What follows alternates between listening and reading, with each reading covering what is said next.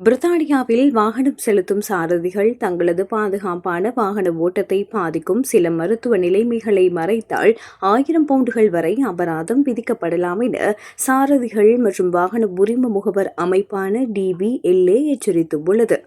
குறிப்பாக தீவிர மனப்பதற்றம் மற்றும் மன அழுத்தம் போன்ற உளவியல் பிரச்சினைகளால் பாதிக்கப்பட்டவர்கள் அப்பிரச்சினைகள் தங்களது பாதுகாப்பான வாகன ஓட்டத்தை பாதிக்குமாயின் அது குறித்து DVLA அமைப்பிற்கு தெரிவிக்க வேண்டியது கட்டாயமாகும்.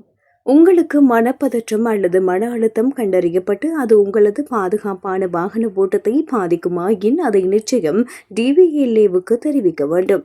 ஆனால் இதனால் உங்களது வாகன ஓட்டத்திற்கு பாதிப்பு இல்லை என்றால் அறிவிக்க வேண்டிய அவசியமில்லை. இதில் சந்தேகம் இருந்தால் உங்கள் மருத்துவரிடம் ஆலோசிக்கலாம் என தெரிவிக்கப்பட்டுள்ளது. மருத்துவ பிரச்சினைகளை மறைத்து வாகனம் செலுத்தி விபத்துக்கள் ஏதேனும் ஏற்பட்டால் சாரதிகள் மீது நீதிமன்றத்தில் வழக்கு தொடரப்பட்டு சட்ட நடவடிக்கை எடுக்கப்படும் என்றும் எச்சரிக்கப்பட்டுள்ளது.